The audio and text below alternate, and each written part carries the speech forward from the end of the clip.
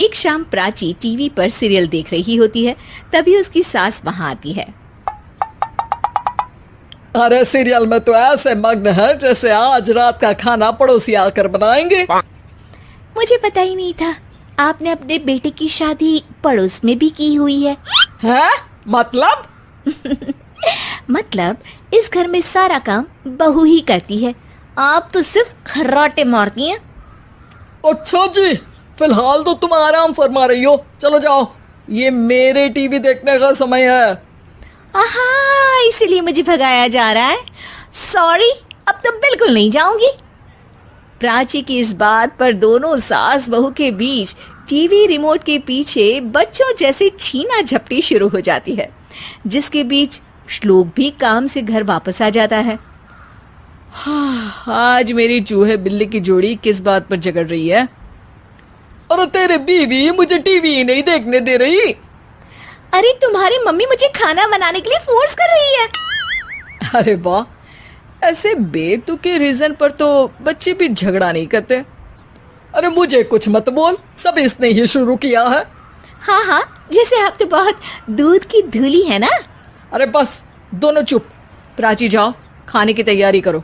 और माँ तुम छोड़ो, तुम्हें क्या बोलूं, शांति से अपना सीरियल देखो, मुझे दोबारा लड़ने की आवाज सुनाई नहीं देनी चाहिए।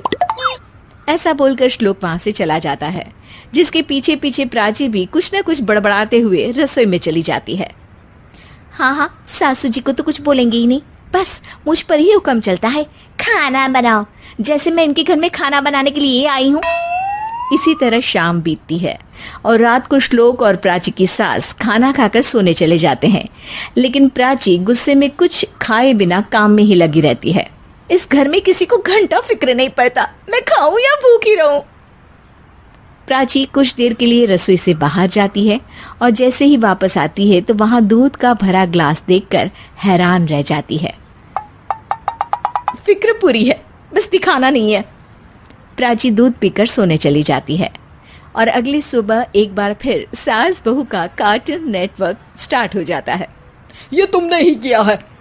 अरे अजीब जबरदस्ती है, मैं बोल रही हूँ मैंने कुछ नहीं किया। दोनों ने मिलकर पूरे घर को पागल खाना बनाया हुआ है। यहाँ कोई नॉर्मल इंसान तो रह ही नहीं सकता, इसीलिए अब पड़ोसी क्या रिश्तेदार भी घर आने से कतराते हैं। और सुन बेटे, तू भी चंगा, तेरी माँ भी चंगी, तेरी बीवी भी चंगी, रिश्तेदार। हाँ जी, आपको नहीं पता क्या, गंगाधर ही शक्तिमान है, रिश्तेदार ही। हाँ हाँ, बस समझ गया। कभी जानवरों जैसे लड़ेंगी तो कभी जुगलबंदी करेंगी। भाई मैं आप दोनों के बीच में नहीं फंसना चाहता। सास बहू की इस मन मौजी जोड़ी से परेशान होकर श्लोक अपना सिर खुजलाता वहां से चला जाता है। चलो अब मैं भी कीर्तन में जा रही हूँ। इस पर जैसे ही सास कमरे में अपना पर्स लेने जाती है तो वहां नाश्ते की प्लेट रखी देख मुस्कुराने लगती है और नाश्ता करके घर से बाहर निकलते हुए कुछ पैसे टेबल पर रख जाती है, जिसके कुछ देर बाद सिलेंडर वाला घर आता है। ओ मोरी मैया, मैं सिलेंडर के बारे में तो बिल्कुल भूल ही गई थी। घर खर्च के सारे पैसे भी मम्मी के पास है और श्लोक से बोला तो उल्टा 4 बात सुनाएंगे।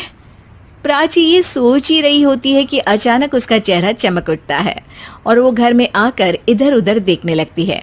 तभी उसकी नजर टेबल पर रखे पैसों पर पड़ती है, जिन्हें वो सिलेंडर वाले को दे देती है। ये सब श्लोक देख लेता है। अच्छा बेटे, इतना बड़ा घोटाला, सबके सामने मैं तेरी दुश्मन और पीठ पीछे तेरी मेरी यारी। इस पर श्लोक एक प्लान बनाता है और शाम को सब एक साथ बैठे होने पर बोलने लगता है।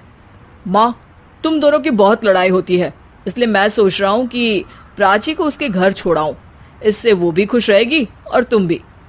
अचानक श्लोक की ये बात सुनकर सास बहू शौक से उसकी तरफ देखती है। अरे ऐसे कैसे घर छोड़ाओगे, मुझे कहीं नहीं जाना। अरे तुमने बोला नहीं पर मैंने सुन लिया, तुम्हें मम्मी के साथ रहना अच्छा नहीं लगता, मुझे पता है। अरे वाह, अरे जब बहू खुद कुछ काम बोले तो वो तुझे सुनता नहीं, और अब जो इसने बोला ही नहीं वो तू समझ गया। जब उसे नहीं जाना तो फिर जबरदस्ती क्यों कर रहा है? अच्छा, फिर आपको मौसी के घर छोड़ाता हूँ, बस अब आप दोनों एक घर में एक छत के नीचे नहीं रह सकती। मैं इस टॉम एंड जेरी की जोड़ी को और नहीं झेल सकता। है? ऐसे कैसे नहीं रह सकते? तुम्हें इतनी दिक्कत है तो तुम्हारा बोरिया बिस्तर पैक कर देती हूँ, लेकिन मम्मी जी कहीं नहीं जाएंगी। बिल्कुल यही सुनना था मुझे। अगर दोनों में इतना ही प्यार है फिर हर वक्त ये लड़ाई का नाटक क्यों करती हो? देखा मैंने कैसे माँ किचन में दूध रखती है और तुम उनके लिए कमरे में नाश्ता रखती हो, और कैसे वो पहले ही तुम्हारी दिक्कत समझकर घर में पैसे रखकर बाहर जाती है। अरे भाई, इतना ड्रामा तो डेली सोप में भी नहीं होता जितना तुम दोनों ने इस घर में फैलाया हुआ है। तू हमें टॉम एंड जेरी बोलता है ना, तो याद कर वो दोनों भी एक दूसरे को बाहर वालों की बुरी नजर से बचाने के लिए हमेशा सबके सामने लड़ते थे, लेकिन अकेले में दिक्कत के समय मदद भी तो करते थे। बस हमारा रिश्ता भी कुछ ऐसा ही है। और वैसे भी अगर सास बहू में तू मैं नहीं होती तो दुनिया वालों को कहानियां कैसे मिलेंगी?